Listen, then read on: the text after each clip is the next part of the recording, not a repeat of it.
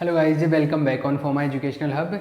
और ये जो लेक्चर है ये लास्ट लेक्चर है इस यूनिट का और इस चैप्टर का। ठीक है, फिर ये ख़त्म हो जाएगा। तो इसमें मैं 2-3 तो न्यूमेरिकल करवाऊंगा और कुछ ये जो अपना टॉपिक जो चल रहा था उसके बारे में बात करेंगे। तो हम लोग एप्लीकेशन पढ़ रहे थे नेगेटिव फीडबैक के, ऋणात्मक पुनर्निवेशन के अनुप्रयोग पढ़ रहे थे। हमने दो एप्लीकेशन पढ़ लिए थे। अभी लास्ट की बात कर रहा हूँ, मैं लास्ट एप्लीकेशन की बात कर रहा हूँ। मतलब आपके सिलेबस के हिसाब से जो थर्ड एप्लीकेशन में करवा रहा हूँ, लास्ट एप्लीकेशन करवा रहा हूँ मैं। और इसकी इस हेल्प से क्या करते हैं, रवों का न्यूनीकरण, जो एक्स्ट्रा नॉइज होता है ना सर्किट के अंदर, अनवांटेड सिग्नल्स होते हैं, उनको बोलते हैं रव। उनको क्या करना है, न्यूनीकरण मतलब कम करना है। तो रिडक्शन ऑफ डिस्टॉर्शन, रवों का न्यूनीकरण, रिडक्शन ऑफ डिस्टॉर्शन।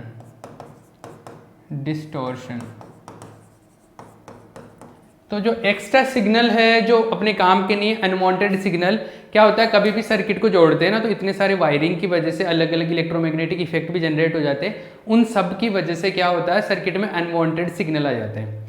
मतलब जो अपने को चाहिए नहीं होते वो एक्स्ट्रा आ जाते हैं और उसकी वजह से गड़बड़ हो जाता है सब कुछ। तो हम लोग क्या चाहते हैं कि वो क्या हो जाए, कम हो जाए। अनवांटेड जो सिग्नल है वो कम हो जाए उनका। अब देखो कोई भी सिग्नल है, अगर एम्पलीफायर के अंदर सिग्नल जाएगा, अब अनवांटेड सिग्नल दिया, उसको भी एम्पलीफायर तो बढ़ा के दे देगा, उसको भी इंक्रीज करके देगा। लेकिन हम ये चाहते हैं कि ये जो सिग्नल है, अनवांटेड सिग्नल है, वो एम्पलीफाई नहीं हो। फालतू का जो नॉइज है वो एम्पलीफाई नहीं होना चाहिए। तो ये जो फालतू का बेकार का नॉइज आ रहा है ना, बेकार का जो सिग्नल आ रहा है, वो उसको एम्पलीफाई हो रहा है ना, उसको कम करना है, उसका एम्पलीफिकेशन कम करना है। तो वो भी किसकी हेल्प से करते हैं, नेगेटिव फीडबैक की हेल्प से करते हैं। तो इसमें ऐसे लिखो आप, मैं लिखवा रहा हूँ, डिस्टॉर्शन लिख सकते हो आप, डिस्टॉर्शन राव। इसका मीनिंग क्या है पहले तो आप इसके अंदर लिखो। किसी भी इलेक्ट्रॉनिक परिपथ में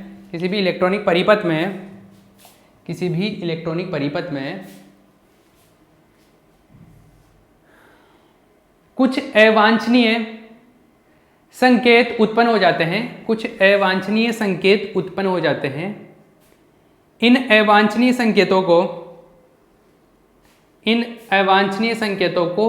रव कहा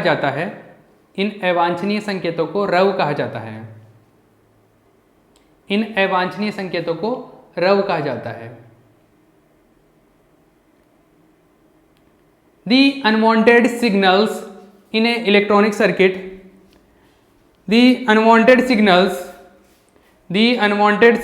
in an electronic circuit is called distortion or noise.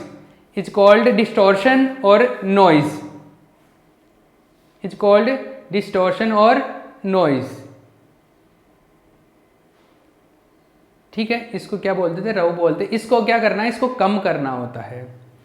तो फिर आगे लिखो, रवों के न्यूनीकरण के लिए ऋणात्मक पुनर्निवेशन का प्रयोग किया जाता है। रवों के न्यूनीकरण मतलब कम करने के लिए, रवों के न्यूनीकरण के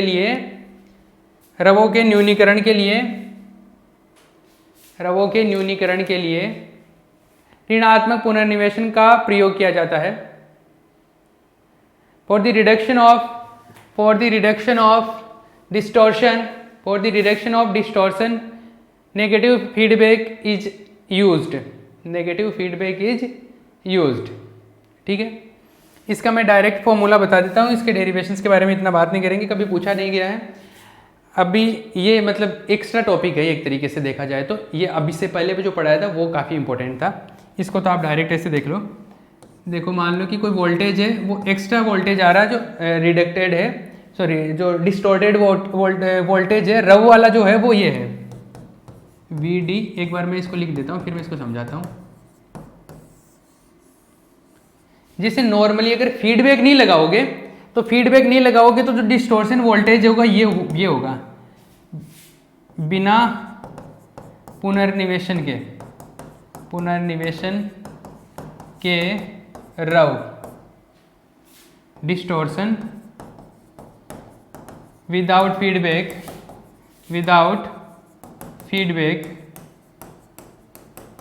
और ये VDF जो है वो क्या है, डिस्टॉर्शन विद फीडबैक।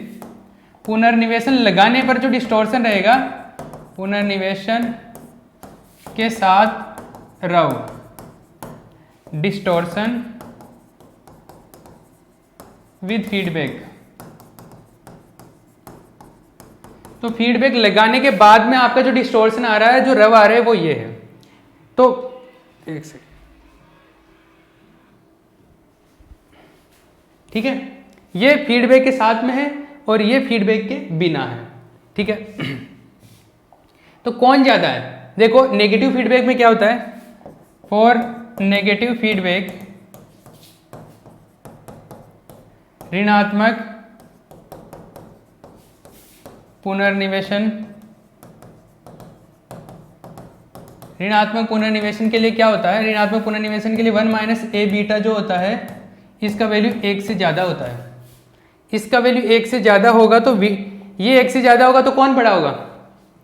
अरे ये 1 से ज़्यादा होगा तो VD, मान लो 1 से ज़्यादा 2 है, तो ये 2 है तो VDF क्या हो गया, ये VDF इसका आधा हो गया, मतलब VDF कम हो गया VD के कंपैरिजन में। अतः VDF का वैल्यू VD के कंपैरिजन में कम हो जाएगा। मतलब जो नॉइज का सिग्नल है, जो रव है, वो जो नॉइज है, वो डिस्टॉर्शन है, वो क्या हो गया, कम हो गया पहले के कंपैरिजन में, अगर फीडबैक लगा दोगे तो यहाँ पे लिख सकते हो अतः पुनर्निवेशन लगाने पर,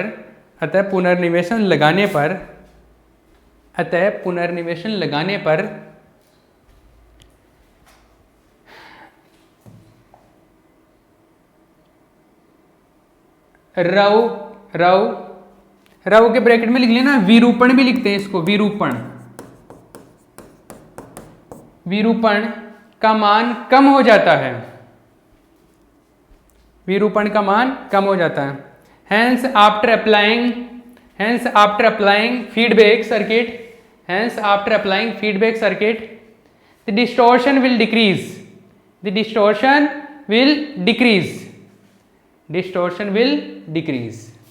ठीक है। ये हो गया, ये कंप्लीट हो गया। अभी मैं कुछ न्यूमेरिकल्स की बात करता हूँ। किसकी बात करें? कुछ न्यूमेरिकल्स की बात करेंगे। ये खत्म हो गया, छाप लेना इसको। तो कुछ न्यूमेरिकल्स की बात करते हैं अपन।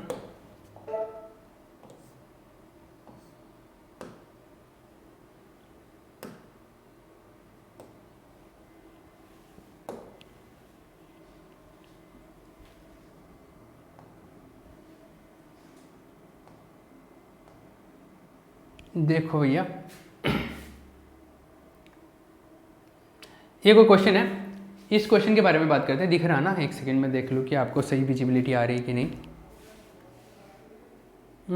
हाँ ठीक तो आ रही है वैसे, है ना? ठीक आ रही है। देखो ये क्वेश्चन लिखा हुआ है, इंग्लिश वाले इंग्लिश में पढ़ लो, हिंदी वाले हिंदी में पढ़ लो, और आप क्वेश्चन लिख लेना।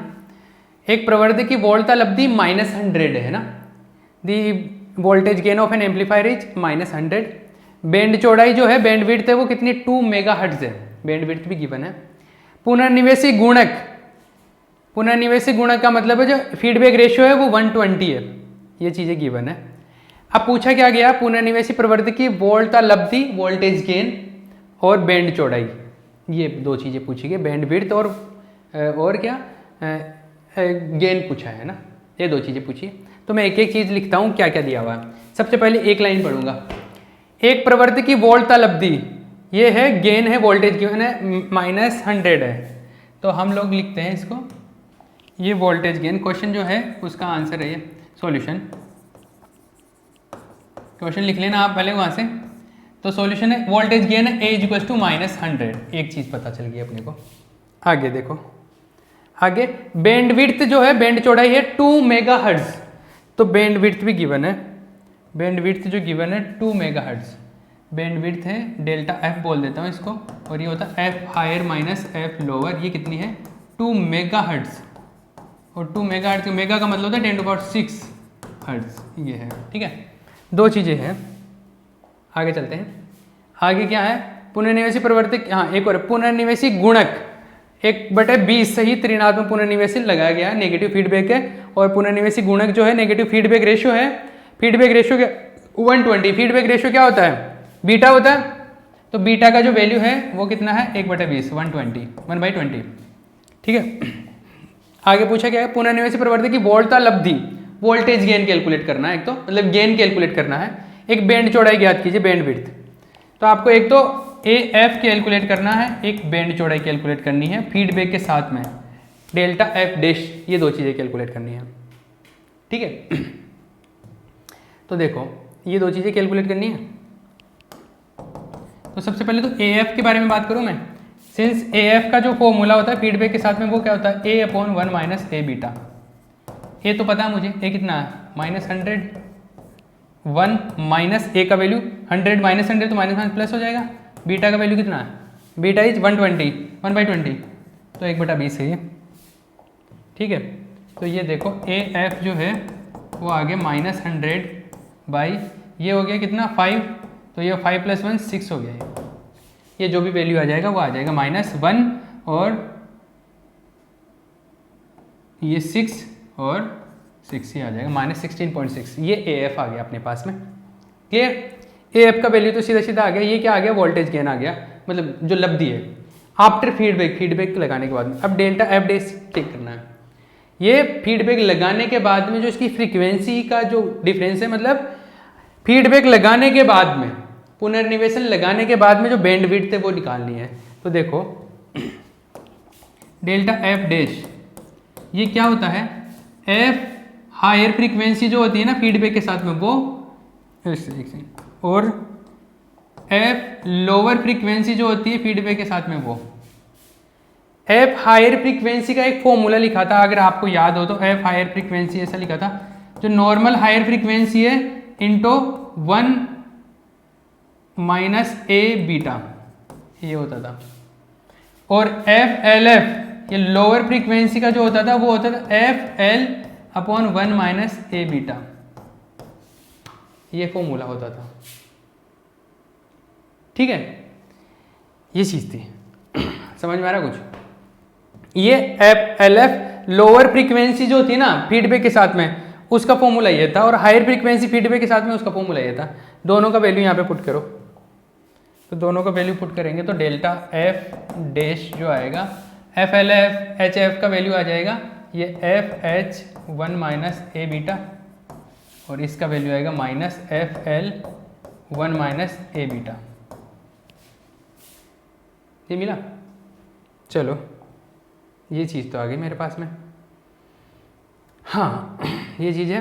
अब देखो आगे ये 1 - A बीटा का वैल्यू है अपने पास में, और फ्रीक्वेंसी ये गिवन है, A बीटा का भी वैल्यू है FH1 - A बीटा।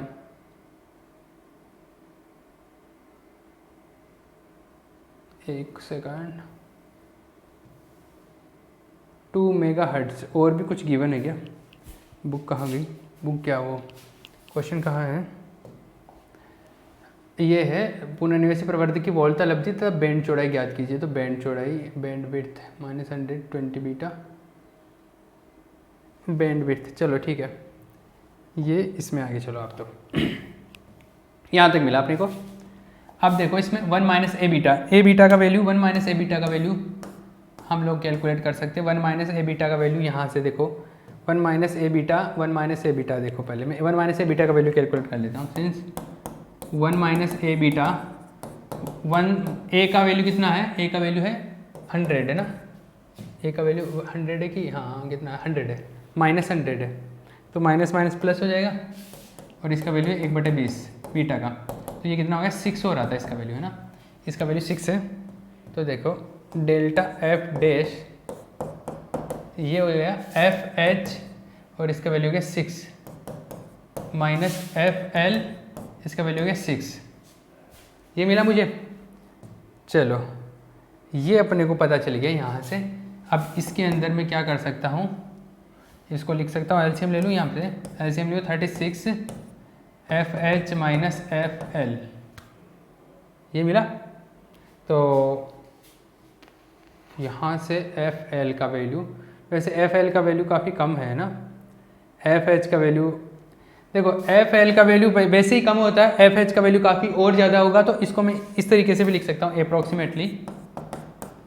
जो डेल्टा एफ डैश है इसका अगर मैं अप्रोक्सीमेटली लूँ तो देखो ये पहले एफ एच एफ एल के कंपेरिजन में पहले ज़्यादा होता है, और ये 36 से मल्टीप्लाई और कर दिया तो 36 और ज़्यादा बड़ा हो गया, तो ये ऑलमोस्ट जो है ना 36 एफ एच के बराबर आ जाएगा अपॉन 6। तो ये इसका अगर अप्रोक्सीमेट वैल्यू लूँ तो ये 6 एफ एच के बराबर आ जाएगा, ठीक है। और अगर एफ एच क्या होगा, अभी एफ एच नहीं पता ना, तो डेल्टा एफ जो अपने पास था वो क्या था, F H minus F L. अगर एफ एच को इसका वैल्यू था 2 मेगाहर्ट्ज। देखो यहाँ पे अप्रोक्सीमेशन लेना पड़ा है, एक क्या बोलते हैं अप्रोक्सीमेशन को, मतलब वैल्यू को लगभग मान लेना पड़ा है।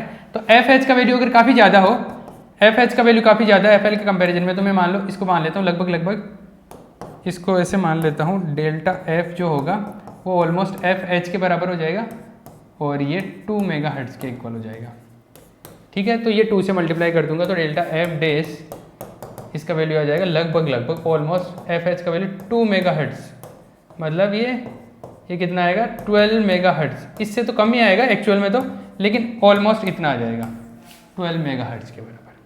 मैं एक बार देख लेता हूँ आंसर आया कि नहीं अपना। जो आंसर है अपना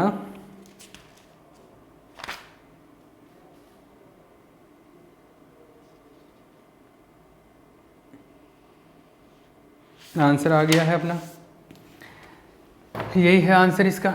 तो हमने क्या किया, इसका अप्रोक्सीमेशन लिया है, क्योंकि अपने को जो इन्फॉर्मेशन गिवन थी ना उसके हिसाब से बिना अप्रोक्सीमेशन के नहीं कर सकते थे। क्यों, देखो पहली चीज़ तो हमने क्या कैलकुलेट की, ये del F A F calculate के लिए, वो तो कोई कैलकुलेट कर सकता, तो वो तो आ गया।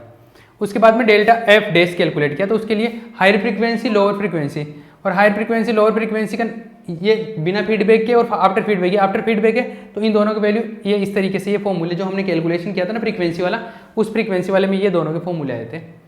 इन दोनों के वैल्यू यहाँ पे पुट किए, तो ये फॉर्मूला कुछ जाके ऐसा बना, ये फाइनली ऐसा बना। अब मेरे पास में डेल्टा एफ का तो वैल्यू है, डेल्टा एफ तो होता है F H minus F L, लेकिन यहाँ पे कहीं पे F H minus F L आ ही नहीं रहा, तो मैं उसको कैसे बनाऊँ। तो इसके लिए मैंने एक अप्रोक्सीमेशन ले लिया कि इसको हटा दो, एक बार 36 एफ एच के आसपास ले लिया मैंने, और इस वे में ऐसे किया, तो ये लगभग मान अप्रोक्सीमेटेड ऐसे आ गया, ठीक है। क्लियर। एक न्यूमेरिकल और कर लेते हैं हम लोग, टाइम देख लेता हूँ मैं एक बार, 12 मिनट है अभी।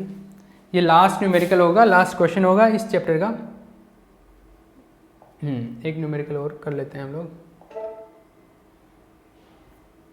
देखो ये न्यूमेरिकल है, एक 500 वोल्ट का लब्धि वाला प्रवर्धक 11% विरूपण उत्पन्न करता है। प्रवर्धक के साथ संयोजित पुनर्निवेशी जाल का पुनर्निवेशी गुणक क्या होना चाहिए ताकि विरूपण घटकर 1% हो जाए। An amplifier with voltage gain 500 produces 11% distortion. What should be the feedback ratio of the network connected so that distortion reduces to 1%।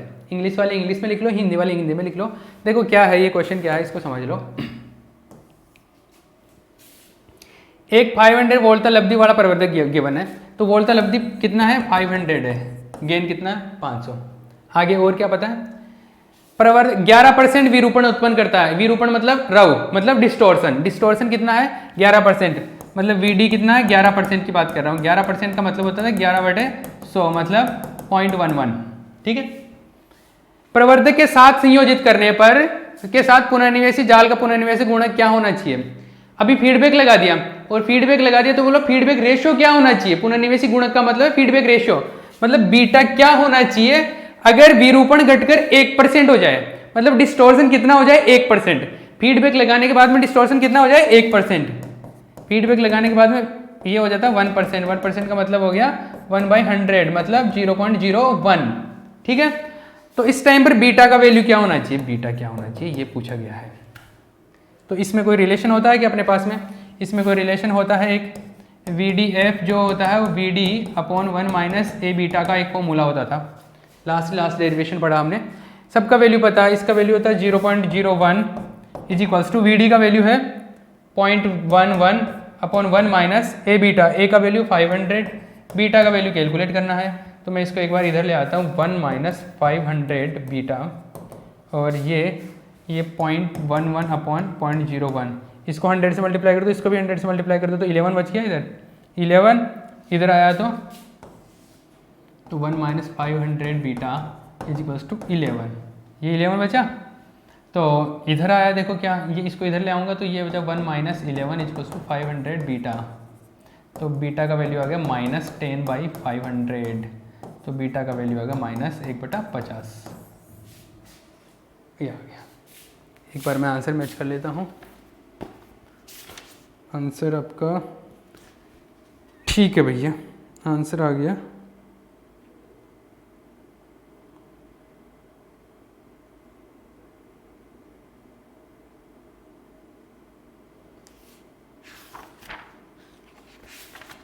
एक सेकंड, हमने कुछ डेरिवेशन में गड़बड़ किया है क्या, डिस्टॉर्शन में?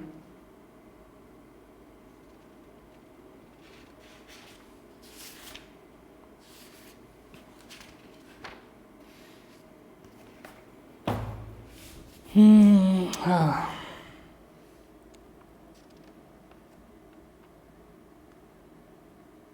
ठीक है भैया, जो भी किया ना वो बिल्कुल करेक्ट है, कोई चेंज करने की ज़रूरत नहीं है इसके अंदर। ठीक है, ये जो भी है क्लियर, ये आ गया अपने पास में, क्लियर, ये मिला मुझे। ओके,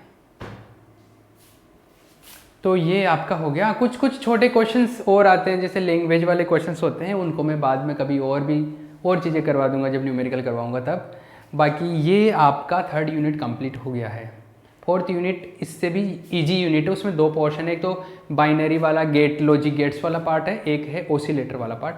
तो पहले मैं लॉजिक गेट वाला पार्ट करवाऊंगा, फिर ऑसिलेटर का पार्ट करवाऊंगा, ठीक है, क्लियर।